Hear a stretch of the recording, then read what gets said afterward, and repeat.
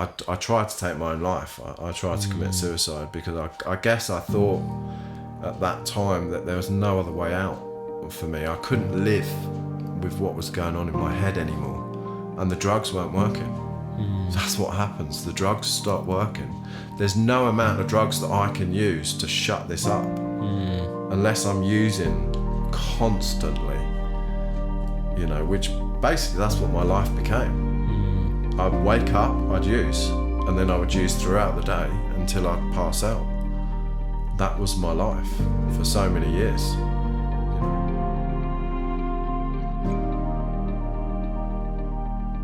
Hello and welcome to the Honesty Speaks podcast with me, Haleem.C. Now today I'm joined by a guest and his name is Dave Vaughan-Griffiths. Dave is a dear friend of mine. Me and Dave met through some men's work that we were doing, and we'll speak a little bit more about that. And Dave is now a facilitator with the CIP project. You're 9 years sober? 9 years. 9 years sober. 28th of February. And is a brilliant father and a husband. So Dave, welcome on, mate. Thank you. Yeah. And I think before we go into your story, which is a pretty crazy one at times. At times, you could say that. Shall we just say how we met? I think it's important to share how we met. Yeah. So we but we were doing some men's work with an organisation called the CIP Project, which I'm sure we'll talk more about. And I'd not been doing it very long, and you hadn't been doing it very long either. You just came in, and we completed a series of workshops together. We completed 4 workshops together. And so in that, doing these men's workshops, what I would call is really like powerful, intensive, emotional work, we become quite close, right? We did. And the phrase you say is like being in the trenches together. Yeah, it is. Being in the trenches together. Yeah. It's like an emotional, because you're dealing with the emotional realm, aren't you? So when you're going deep in that place with your brothers, you can't help but bond with these people because you're showing your innermost self, which for me is something that I hadn't done for my whole life pretty much. I'd hidden away from my emotions for so many years, so to that bare all with people I didn't even know, that you somehow you create this brotherhood. And we did, right? Which is really strong. We created this brotherhood, and the way I would see it almost was like it's like therapy, really, in a way, right? We're doing like this group therapy, and so that's how we met. And then obviously on the back of that, have built a strong friendship that I really value. So I'm really grateful that we met. I'm really grateful that we've become friends in this way. And I'm grateful that I get to talk to you now about your life story, which has been a bit of a crazy one, right? It certainly has been quite eventful at times, yeah. You could say that. Yeah. Yeah. So let's forget CIP for a moment and let's go back a number of years into more of the crazy times, right? Because life hasn't always been easy, right? You're a father of 2. You're a father of 3. 3 children. Well, 4 children. 4 one, children. Yeah. One of which is not my own, but yeah. You're a father of 4. 4 children. Yeah. And life now on the outside is quite stable and good. Yeah. But it hasn't always been that way. No, definitely not. No. So could you talk a bit about your early life? What was your early life like? So I'm born in southwest London, and I grew up with my mum. My mum was an alcoholic. Unfortunately, with that alcoholism came, a lot of. She was very unpredictable. Let's put it that way. She was quite heavy-handed with me, quite violent with me, and so from a young age, I was kind of living in fear. Not knowing what's coming 1 minute to the next, let alone one day to the next. I could be doing absolutely nothing and end up, being in trouble and wondering what the hell's going on. And the only men, like my dad was never around, not that I remember anyway. He left when I was about 2.5, and I never saw him again. But that, I guess, comes in a bit later in the story, you know. But the only men that my mum had in her life that actually stuck around were violent alcoholics just like her.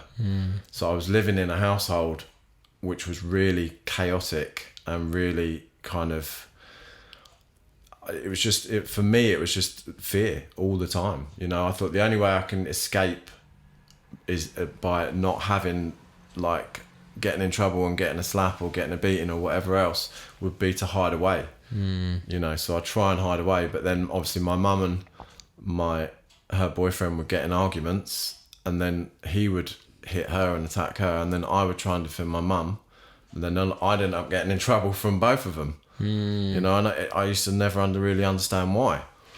And so I kind of, as I grew up, you know, I had this fear within me, and I kind of created this mask of like, okay, I'm not going to let anyone get close to me. I'm not going to let anyone hurt me, you know, whether that be emotionally or physically. And as I grew older and older and older, that became a massive problem in my life, you know.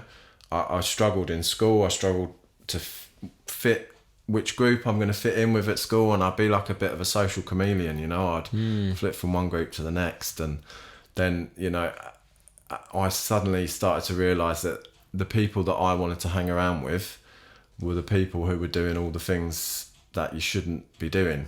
And that was, I guess, for me, my kind of escapism. Yeah. Which obviously then led me into the realm of alcohol and drugs, you know. And so before you got into alcohol and drugs and started using substances as a way to cope, what was it like not having your father in your life as a young boy? It was difficult. I didn't really understand, you know, really at that age, I didn't really understand why my father wasn't in my life.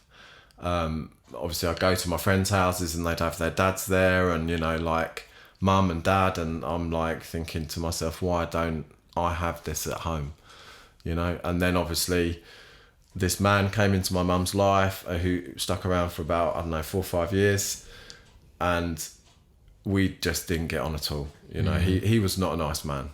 He was a really horrible man, very like a dictator. Wouldn't let me watch TV in the mornings, you know, told me what I can and can't do. Was very, very heavy-handed with me. And yeah, I just hated him, you know. And so my kind of perception of men was not a good thing. Like, men in my life were not good. You know, any men that I'd had in my life, bar maybe one or two, like some of my friends' dads were kind of really good with me. But obviously that was in fleeting moments when I was with them. You know, other than that, the only men that I had in my life were arseholes, you know. They just beat me and fight with my mum and argue with my mum, argue with me, and it just was chaos, just absolute chaos. But as I got older, I wanted to try and find out more and more about my dad. You know, I wanted to meet my dad, ultimately. You know, I felt something inside me was like, a piece of me was missing. You know, and I had no guidance. I had no man to guide me, to initiate me into manhood, is what I see now is one of the biggest problems in society, is that there are so many young boys who don't have a good father figure or role model that can guide them into manhood and teach them what it is to be a decent man in this world. And that's why, obviously, for me, you know, the people that, as I grew up and I looked up to, were drug dealers and people who were doing things that they shouldn't be doing. And that's what attracted me. They've got money, they've got women, you know, they've got drugs. And I'm like, okay, this is, I like what I see there. Yeah. You know, so I'm gonna try and emulate what this guy's doing. Yeah, I imagine there's a lot of that in Southwest London as well. Oh yeah, of course, it's rife, you know. It's like, I think, I mean, now it's crazy, but I mean, even back then, it probably... Even back then it was, you know. I mean, from a young age, you know, I was like, obviously doing and dabbling in things that I shouldn't be doing. So at what point Do you remember a point when you started getting involved with drugs? Well, I mean, I guess from about the age of 11, for me, it was young. You know, my mum, being an alcoholic, she'd have these crazy parties, and I would quite, you know, nick half a beer or whatever, something's left in a glass, you know, I'd nick it and nick something else and drink that. And obviously then it, you know, it escalates, and I started smoking weed, I don't know, about 13, and then it just progresses, you know, further and further and further. And for me, you know, I've done all sorts of different drugs in my time, I know, yeah. you know, and it doesn't really matter what kind of drugs I use.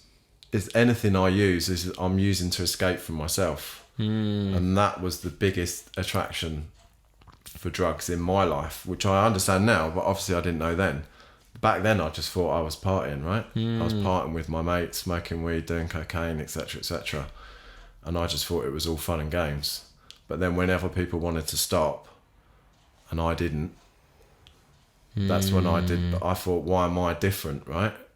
Why can't I stop drinking? Why can't I stop using? Because I had no off switch.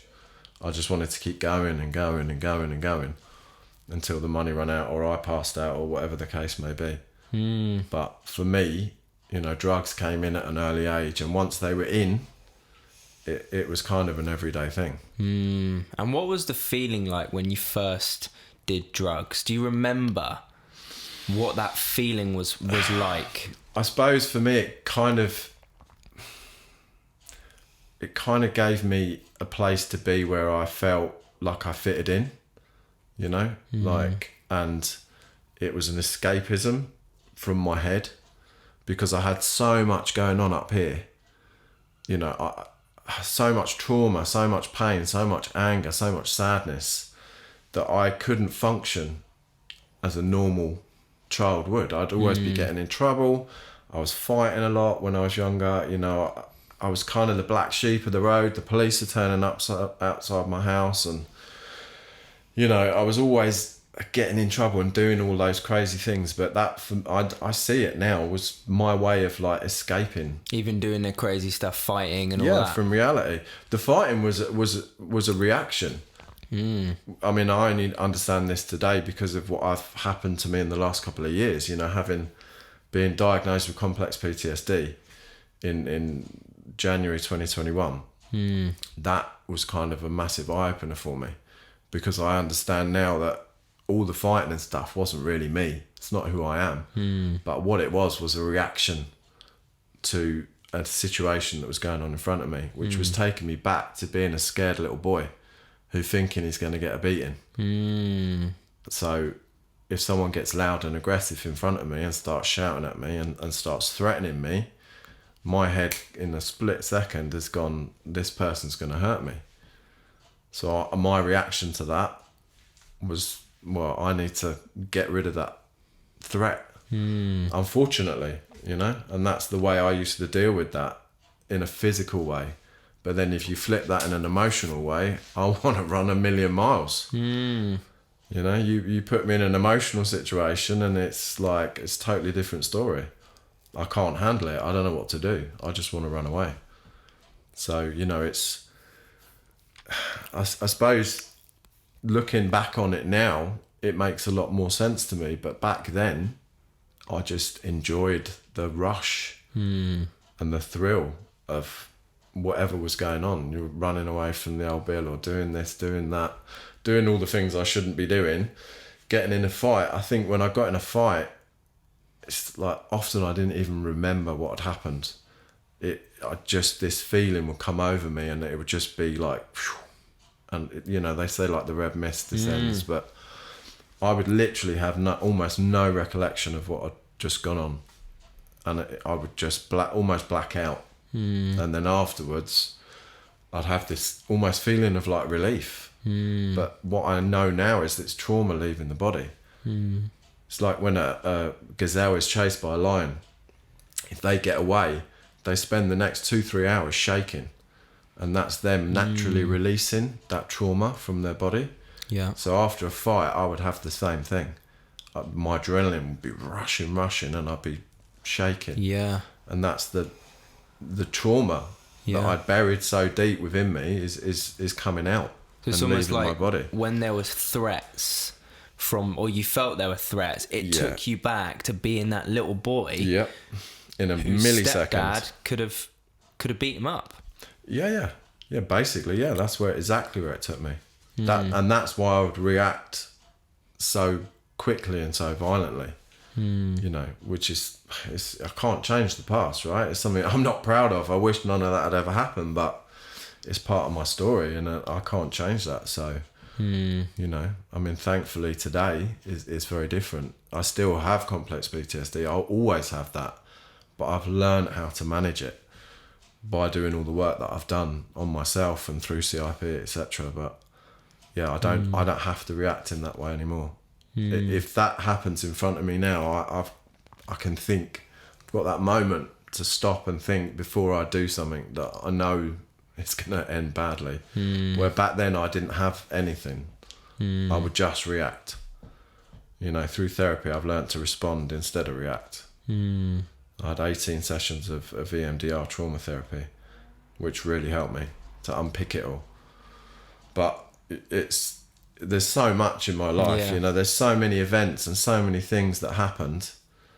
You know, I mean, my therapist said you were traumatized from 2.5 when your dad left and never came back. Even though you don't remember that, that's when your first trauma started. Because I remember doing a session saying to because I'm there, like I'm in some. It's really weird EMDR. It's a very strange kind of therapy, but it actually takes you back to that moment. And there was one session that I did, and I remember saying, I could almost, I don't know where I was saying it, I could hear it in my head, like, I miss you, Dad. I miss you, Dad. And I spoke to the therapist after that. I'm like, I don't get it, because I don't have any memories of my dad, because I was so young when he left. And he's like, yeah, you might not have memories, but your body is storing that memory. So the trauma is stored within your primal part of your brain. And that's where that is coming up from. So that part of me was coming up through the therapy. And do you think, you know, boys that generally get into fights and are often labelled as like the naughty kids? There's always something behind it. There's always something behind it. That any person, there's maybe not any, but I would say 90% of people who act like that are covering up some kind of trauma. And I would say probably most of them have got post-traumatic stress disorder of some description as well. That they've had a traumatic childhood, or they've had a traumatic event in their life that has then made them react in a certain way when they're in a certain situation. And that for me was what used to happen to me. And I think there's a myth about PTSD that it had, like, you know, with war veterans, we all think about PTSD and we think of war veterans, right? Yeah. But have you learned anything about PTSD that might be, you know, useful to share? I mean, for people like myself, like, so there's two different kinds of PTSD. There's a kind of PTSD which can be one event, and then that event can be worked on, and you can almost remove the triggers and from yourself. But what happens with trauma is we store the trauma in the primal part of the brain. So that's where we react to things. That's our survival part that tells us we need to eat, we need to sleep, we need to drink water, you know. And in a threatening situation, it tells us what we need to do: flight, fight, or freeze, right? Those are the kind of standard reactions to this thing. But when you've got complex PTSD, because it comes from so many different areas, there's no way of getting rid of it. So it's just something you have to learn how to manage. So a lot of my triggers, obviously I've got that one with the physical side, but I've also got the emotional side of it for me, which is especially with women, because of my mum and the relationship that I had with my mum. When I'm in an emotional situation with a female who's having a go at me or telling me this, that and the other, my reaction is I want to run away. Because with my mum would tell me, well, you're just like your dad, you might as well piss off like he did. And a couple of times I did that. I did it when I was 17, and then I did it a little bit later on in life. You know, I was living with her again. She told me to piss off, so I did. And that time I never moved back in with her. But yeah, so that's what I would do. Again, in that emotional realm, my head would go straight back to that moment. And it doesn't really matter what's happening in front of you. You're not there. The PTSD has taken over. And even though an event is going on in front of you, what is your brain is telling you something else is happening, and you're gonna respond to that in whichever way you're gonna respond. Some people run away, some people fight, some people just freeze. You know, there's all kinds of different ways that people react to it. And would I be right in saying that PTSD isn't necessarily just one big drastic event? It can be multiple things, or even you might not even be able to put it down to events. No, I mean, complex PTSD is that's what they call it, complex because it comes from so many different things. My whole childhood was like just one thing, boom, boom, boom, boom, after another, and then you have to try and unpick all of that and see where the triggers are for you and how you're going to negotiate this for the rest of your life, because it's something that I will always have. That part of me is still in there. You know, I have to learn how to manage it. It's something I'll never get rid of. You know, it's different if you're in an event, just one event, and then you work around that, do the therapy around it, then you can probably manage that a little bit easier, rather than it being like loads of different things that happens over. For me, it was, you know, years and years and years, because of the way I managed my emotions. I obviously went into addiction. I never dealt with anything until I got clean. So you're talking like almost 30 years for me, 30 plus years of one traumatic event after the other. Yeah. So let's talk about the addiction. So you said you started using drugs and alcohol when you were about 11. Yeah. So how did that progress over the years? How quickly did that progress? What did that turn into? For me, it progressed really quickly. You know, I mean, by the kind of age of like 15, 16, I was using heavy drugs already. Cocaine, pills, speed, you know, whatever I could get my hands on, really. So, yeah, for me, that it was quite a speedy...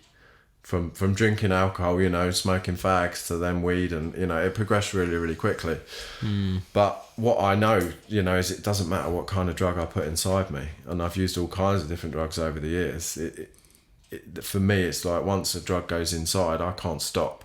And that's where the big problem starts for me. And I'm burying my emotions.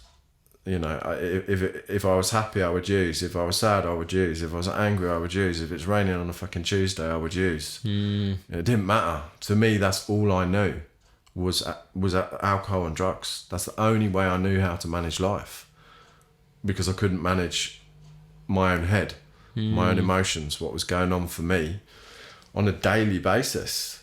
You know, it was a kind of daily struggle.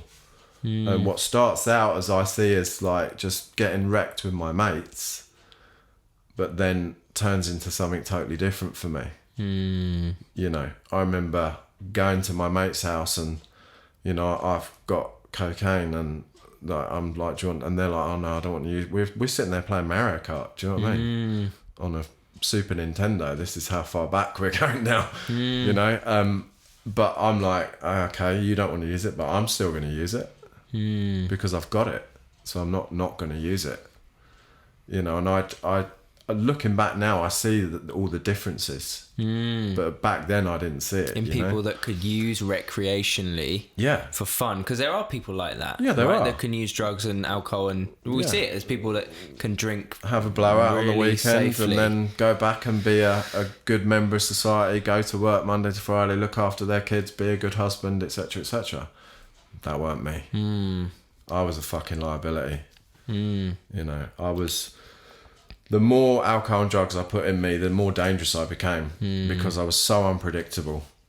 And I've done a lot of crazy things, you know, that I'm not proud of, you know. And there's been times in my life that, you know, I'm very lucky that I'm not banged up.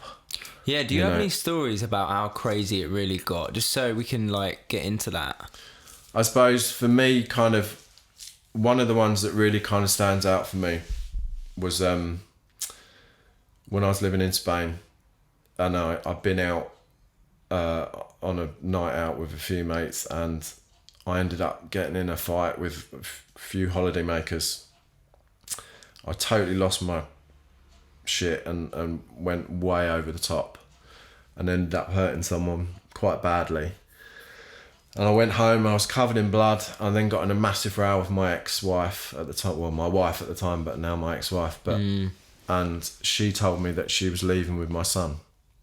Now, to me, my head was telling me that that's it, it's over, right? She's going to take my son. I'm never going to see him again. This is how my brain worked. You know, it was all kind of straight to worst case scenario, like in a millisecond.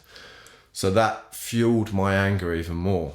And I was like getting in a massive row with her, really losing my shit. So she got in the car, and I had a tonfa, which is like a martial art weapon, it's like a nightstick made out of wood. And my son's in the car, right? He's a little baby boy at this time, probably not even, I don't know, a year old. This is just after my mum died, so my head's pretty like crazy at this time. I didn't really care about anything, you know. And I was smashing the front of the bonnet of the car with the tonfa, and she's terrified in the car, you know. And looking back on that now, I can't imagine. I mean, I put that woman through years and years of, you know, fear and of me, ultimately, you know. And obviously she phoned the police. The police came, like, they pulled their guns out on me, because Spanish police don't really mess around. You know, and they were going to arrest me, and I probably would have ended up in a nasty Spanish jail somewhere. But she didn't press charges for whatever reason.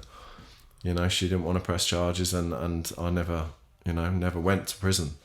But yeah, I mean, I guess that's one of the ones that kind of sticks, for me personally, sticks out in my head, because I feel like the fear that I must have put in on her. And then with my son as well, my boy he's witnessed me. He went through years of my addiction. My eldest son, he'll be 18 soon, so he witnessed years of my addiction, and he was quite scared of me.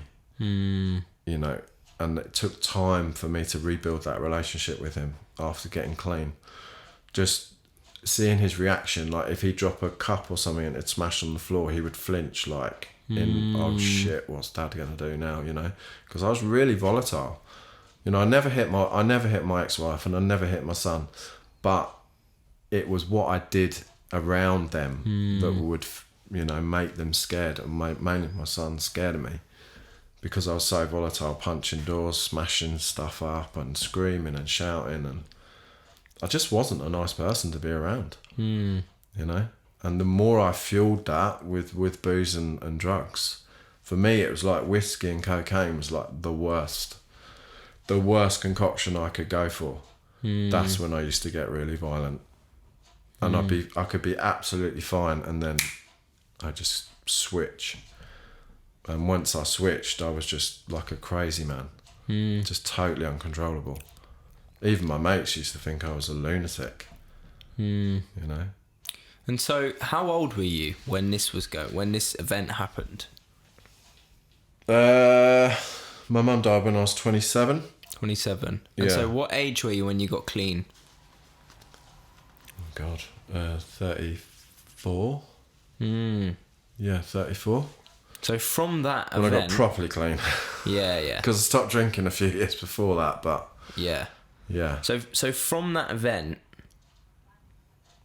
27 to 34, it was dark. It's still it's still a long period. Very, very dark years of my life. What kept you in that so long? What kept me using drugs was I didn't really know anything else. You know, I didn't really understand and know that there was recovery, right? I didn't know about the 12-step fellowships that I do now, you know, and I didn't understand that there was another way to manage these things, you know. And when my mum died when I was 27, that was probably one of the darkest times of my life, you know. And I spent the next 4 years or so, you know, in kind of a self-destruct mode, especially that first year or so. I mean, I actually stopped drinking in 2000 and, when was it? 2012? No, 2010, sorry. In 2010, I stopped drinking. And that, for me, was one of the worst times of my life, just before I stopped drinking, because I tried to take my own life. I tried to commit suicide because I guess I thought at that time that there was no other way out for me. I couldn't live with what was going on in my head anymore. And the drugs weren't working. That's what happens. The drugs stop working. There's no amount of drugs that I can use to shut this up unless I'm using constantly, you know, which basically that's what my life became. I'd wake up, I'd use, and then I would use throughout the day until I'd pass out. That was my life for so many years, you know. But yeah, from 2005 to 2010, it got really, really dark, you know, and I was very suicidal for a lot of that time up until the point where I basically tried to take my own life. I tried to gas myself in the car, but I have no recollection of it because I was so out of it at the time. Again, another time where my ex-wife said that she was leaving with my son. This was like a big trigger for me, because for me, it was like my childhood, right? I'm now becoming my dad, you know, and my son's now going to grow up without a father in his life. So it's just stuff I couldn't handle, because I having no father in my life, when I became a father, there was that part of me that wanted to be the best father I could be. But I was not a very good father at all. You know, for the first kind of 9 years of my son's life, until I got clean, you know, that I was present, but I wasn't present. And he saw and went through a lot of stuff that he shouldn't have gone through. But, you know, I can't change that. All I can change is moving forwards. And, you know, thankfully my kids today have never seen me use. I've got, you know, 3 kids, 10, 9 and 8, and none of them have ever seen me under the influence of any mind altering substance. But that doesn't mean they've had an easy road, right? Yeah, and I want to talk a bit more about your kids in a moment. Yeah. So you were using a lot, right? But Yeah. to my knowledge, you know, like you go down the street and you see a homeless person who's not always, but there's a lot of homeless drug addicts, right? Who usually are using like heroin and crack cocaine, generally speaking, right? I'm being a bit general here. To my knowledge, you didn't get to that point. No. What stopped you getting to that point? Because there's a lot of people that... Somehow I managed to run a business. When I moved to Spain, I ended up through circumstances that I kind of inherited this rental business. So I was renting out houses and apartments, and this was in the boom time in Spain, right? Where everyone was coming over to Spain, buying houses, renting them out, So I was making a lot of money. So that's probably why I never went to that place, because I had the money to fuel my addiction, which is even more dangerous, because I had the money to pay for the drugs, you know? So I was just, for me, there was just like, okay, I'll make this. But there were times when I didn't have the money, but I would use the money that from my business that wasn't actually mine, like deposits for houses and stuff like that, you know? I'm gambling, you know, I'd go gambling, and I could use like hundreds, €1,000 in a night. And this money's not even mine. Then I go home and I would take people's deposits out of the safe and then go back to the gambling casino to try and win that money back again. Wow, man. And all of this time I'm like fueled up on cocaine and booze, you know, driving back and forth in between my house and the gambling like casino, which was in my local town, which wasn't a good thing for me at all, being so close. It was only an air roulette. I'd just plough money into it constantly, you know. But that's why I never went to that homeless point, because I guess I had money to fuel my addiction. You know, I've had times in my life when I first moved back to the UK, I pretty much had nothing. You know, and I had to move in with my partner and my baby boy. We had to go and we moved into my sister's house. And we're sleeping on an air mattress in her lounge. That's what we had. So that's probably the closest I came to like being homeless. I was homeless, but not sleeping on the street, you know. And do you think money has a role to play when it comes to what drugs people are choosing? Not really, because people will find a way to feed their addiction. I suppose if you've got money, you know, you can fuel that addiction to a much higher degree. So you can probably use more than what maybe the average person would use. But a drug addict will always find a way to get drugs. Even if they don't have money, they'll go and steal. They'll rob someone. They'll do whatever they need to do. I know friends of mine that are serving prison sentences for that exact reason. Trying to fuel their drug addiction. And they're now in prison, you know, because they had no other way of managing their life. So that the only way they knew was to go and rob somewhere to buy more drugs, you know. But I mean, I've never been in that situation. I've always somehow, it's bad, right? There's times in my life when I've not been able to afford baby milk and nappies for my kids, but I've always got drugs in my pocket. So I'm a very selfish drug addict that will find a way to fuel my own addiction. And for me, that's all that mattered at that time in my life. Like, I can't live without drugs. So I need to have drugs. Like, if I haven't got drugs, I must start losing my mind very, very quickly. And could you elaborate for someone that isn't an addict, right? Hasn't experienced addiction, what that feeling is like of needing something so much that you're willing to go to any lengths to get it? I guess, you know, for me, like, what would start happening if I wasn't using drugs is I'd start getting really agitated. I'd start getting really restless. I'd get really angry. And I knew that if I had a drug, it would calm everything down. Everything would just settle down. And all the crazy shit that's going on in here would temporarily go away. But you have to keep using to stop that, because as soon as you wake up and you come round again, it's back on you. And 9 times out of 10, you've done more crazy shit. So you've got more guilt, more shame, more remorse from the stuff that you've done the night before. And you just build up more and more and more. It's like a merry-go-round. You use drugs to escape from yourself, to escape from what's going on in your head. Then you go on some kind of mad spree. And during that mad spree, you're normally going to pick up more stuff, because of the stuff we do when we're under the influence of drugs and alcohol is not normal, right? So we kind of do stuff we're shameful of, we're remorseful for. But the problem is, a drug addict can't manage that stuff because we don't understand how to manage our emotions. So what happens then is that emotions builds up again. And the only way we know how to deal with it, I'll go and use again.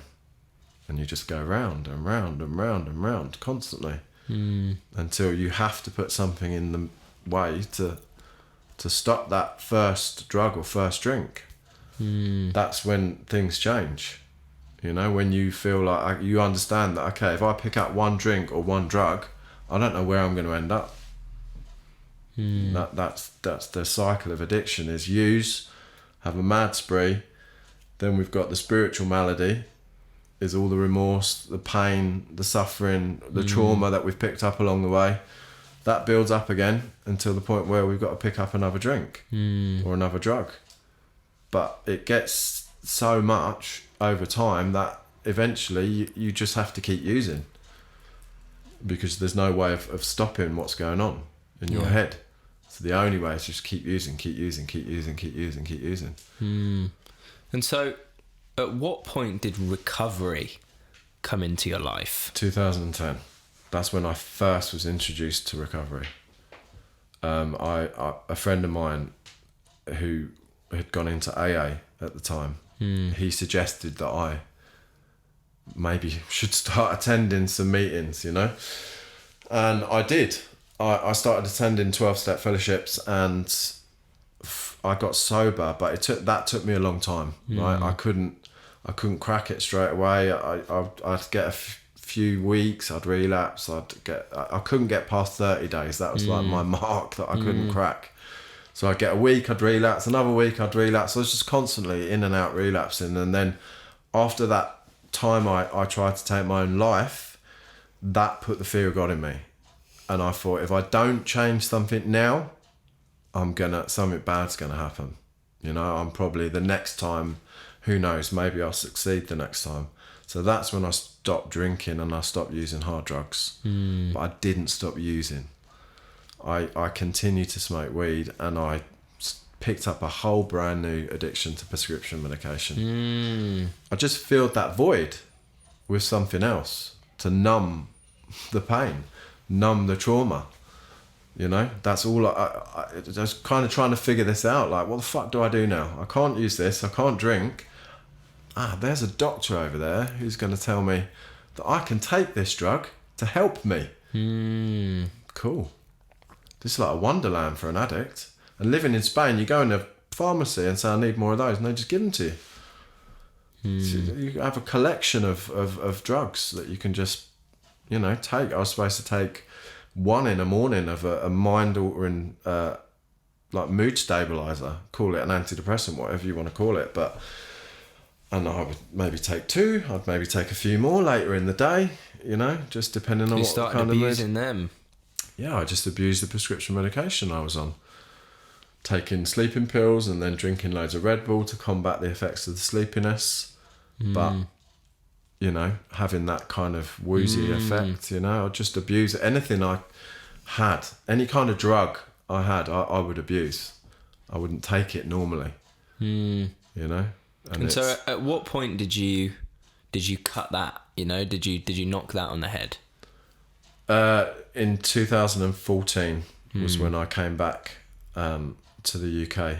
So at this time of my life, I was with my current partner, who's now my wife. Yep. Somehow she stuck with me, you know. I mean, she went through a couple of years of my addiction before I got clean. You know, we got together in 2012, and then obviously I stopped using in 2014.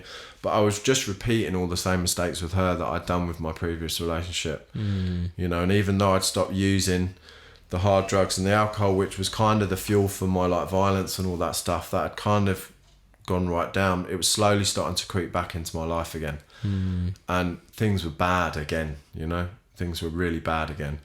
So she'd come back to the UK with my son Tiago, who'd just been born. I think Tiago was like 9 months old at this time. And yeah, there was part of me that knew that if I didn't go back to the UK, I was going to start using heavy drugs again, and I was going to start drinking again. But I had to make a really hard decision because I had my oldest son, Sam, who was still in Spain. And it's like, what the fuck do I do, you know? But I knew there was part of me deep down inside that knew I had to get on a plane and I had to go back to the UK. For me, it was like almost like survival. If I don't do that, I'm going to die from my addiction one way or another, because I can't handle this happening again. Like some was leaving me and taking my child away from me. I can't manage this, you know? So that's what I did. I decided that I was going to go back to the UK and I was going to get clean. And I basically stood outside Alicante Airport on the 27th of February, smoked my last spliff. I think I bombed a couple of pills that I had and somehow managed to get my way through the airport, got on a plane. So then the 28th of February, from that day, I haven't used any mind-altering substances for 9 years. Wow. And it was, yeah, it's been a fucking roller coaster to get. It's just, it mind boggles me even today, to think that I've been clean for that amount of time, it's just crazy, really, but even through that, I've had a lot of difficulties, a lot of struggles in my life, which is why I now understand that outside of recovery, I needed a lot more. Recovery got me clean, right? But the problem is when you put the drink and drugs down, I'm left with myself. And then I've got to figure out a way to manage all the emotions that I've got, right? The great thing about recovery is we get our emotions back. The worst thing about recovery is we get our emotions back. And we've got to try and figure out a way of managing that shit. And for me, the 12-step fellowships are amazing what they give you, but they teach you how to live a life without drink and drugs. They don't teach you how to live a life and try and manage complex PTSD or deep-rooted trauma. That's something else that I needed to manage and needed to deal with, which what took me to the CIP project. That's where the work really began for me a couple of years ago. If I look at myself 7 years into recovery to now, there's a massive difference. I was really struggling, almost to the point of being suicidal again. In 2020, my stepmom died. And what I didn't understand at the time, it was a massive trigger for me. And it took me back to my mum dying, my dad dying. All of this death and grief that I'd never managed with ever in my whole life. And when I first met with my trauma therapist, he said, you're stuck. You are basically stuck in the grieving process, and you've never actually grieved. My dad died when I was 17. I grieved for him 2 years ago. In 2021. That's when I grieved for the death of my dad and the death of my mum at the same time. And the death of other people who I was close to and loved, because I didn't understand how to do grief or anything like that. I didn't understand any emotional stuff. I was a stunted, 11, 12, 13, whatever you want to call it, from the age I started using drink and drugs. I grew up physically, but I didn't grow up emotionally. And the only way to live a healthy life, people talk about living a healthy life, and people think about fitness and eating good food and etc., etc. If you look at the first 4 letters of healthy, is heal. And if we don't heal our mind, we can't heal our body. So the only way to live a healthy life is you've got to heal your mind first and deal with all the trauma, all the pain and everything else. Then you can maybe look at the other stuff, right? But you can do all the fitness and eat well, but if you're traumatized, you're still going to be mentally unwell. It's powerful, mate. Yeah, it's heal. That's what we need to do. We need to heal from the past trauma and pain. And I think there's a lot of people in this world that are probably suffering with trauma and pain today, and they cover it up. Where it's not always drink and drugs. Some people cover it up with work, making money.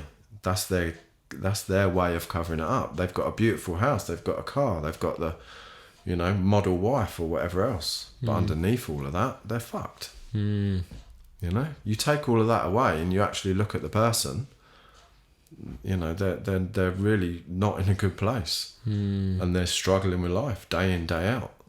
Everyone covers it up different ways: shopping, food, sex, money.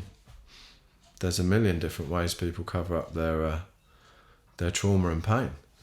Addiction comes in many forms, right? It does. And so you've been sober 9 years now. I want to talk about your family, because I've obviously, know your family, and know your kids and know your wife, and have to say you're an amazing father, and someone who I think is a real role model for other young men becoming fathers.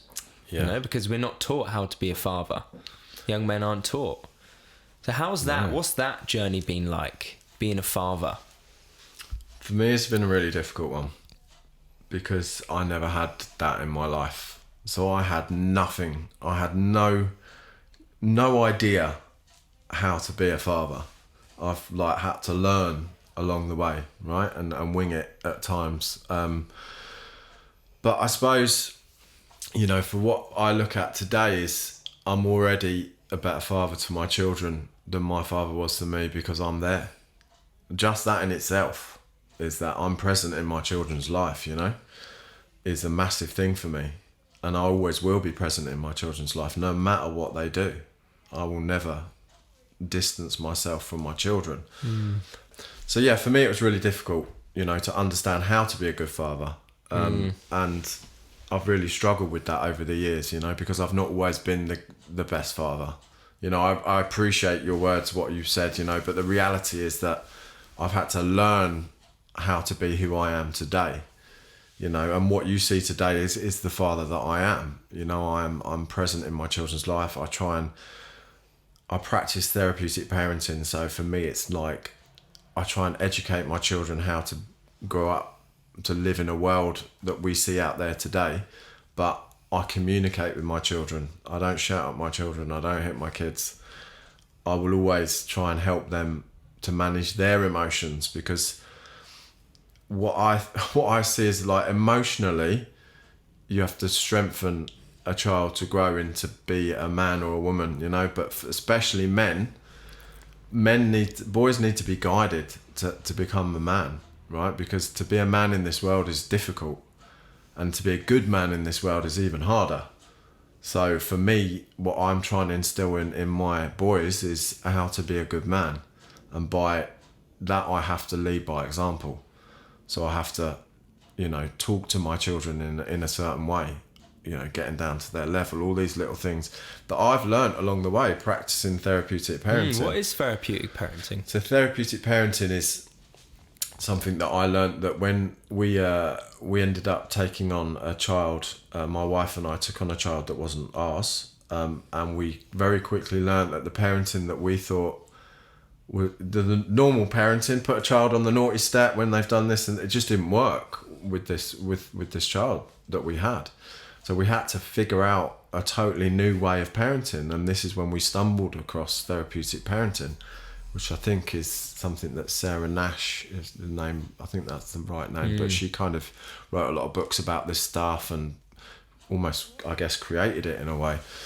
But therapeutic parenting is about connecting consequence, you know, action and consequences. So, say for example, a child smashes up a wardrobe. Well, the consequence for them is that they don't no longer have a wardrobe, you know, and that's a natural consequence. So it's all about natural consequences. It's just about educating them that if you do this is what's going to happen, and it's not about punishment, you know. It's just about connecting the dots for them.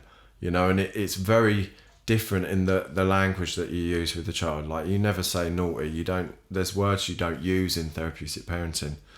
And it's more about communicating with the child and teaching them, like, okay, this is what will happen. Like, I've fostered for many years, right? Before I moved to Devon, and we've had various different foster children along the way. And one story that always sticks out for me is we had one foster child that his way of expressing his anger was to write expletives all over the wall in permanent marker.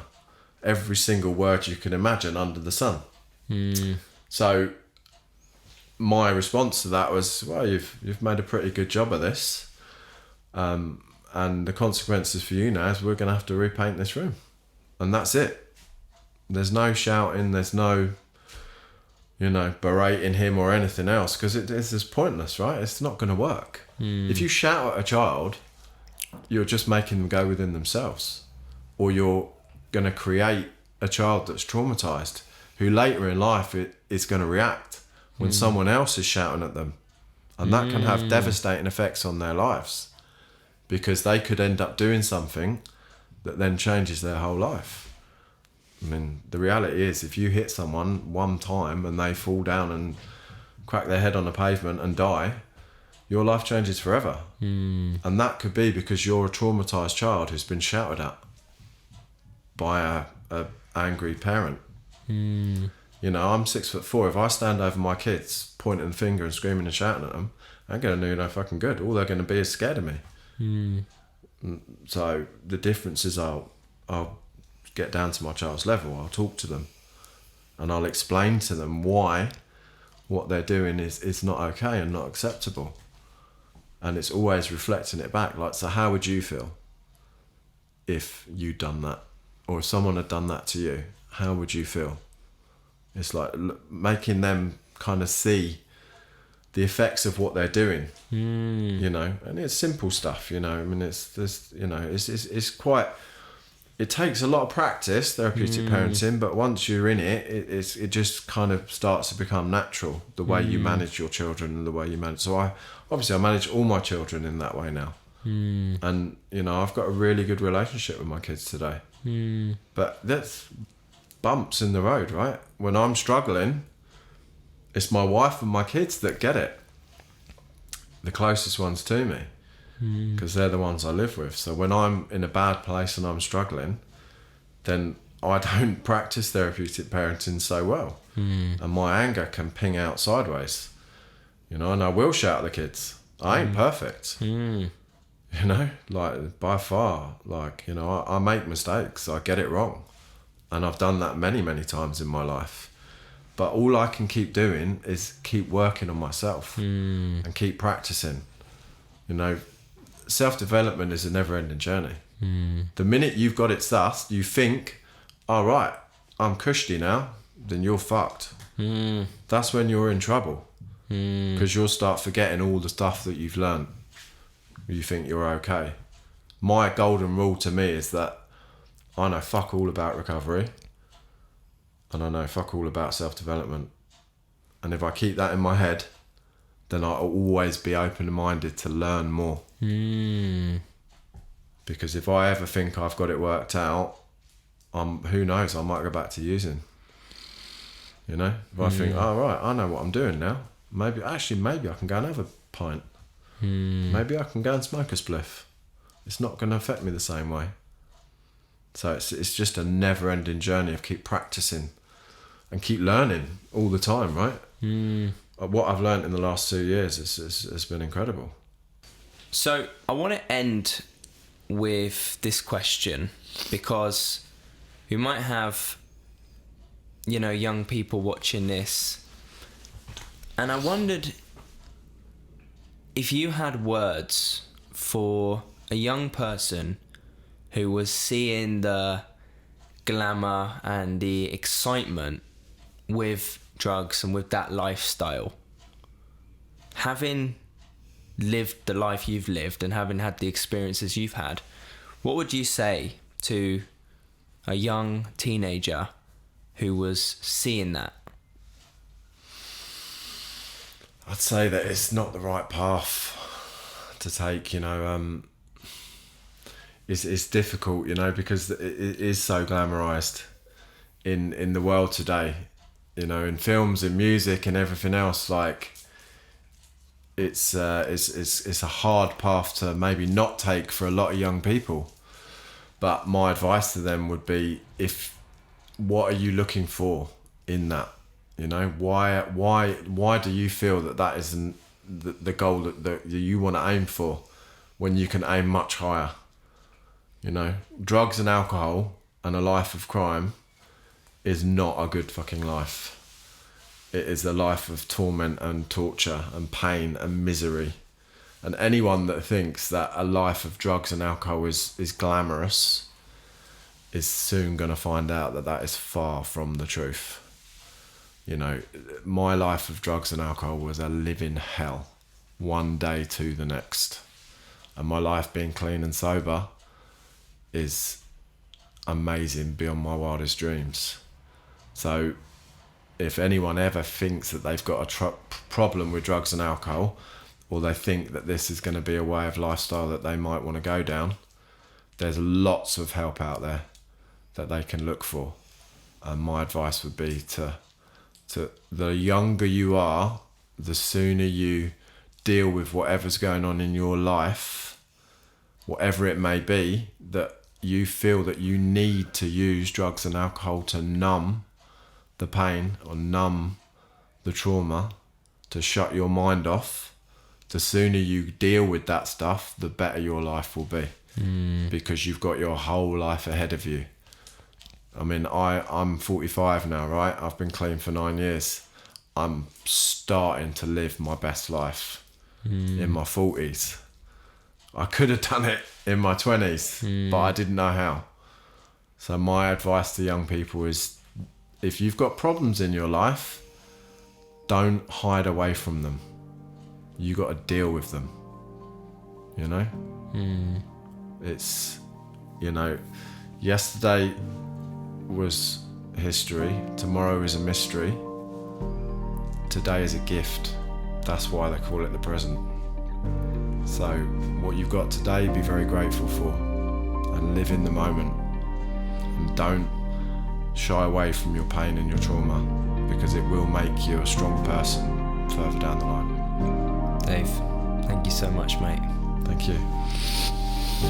Come in, brother. Wow, man.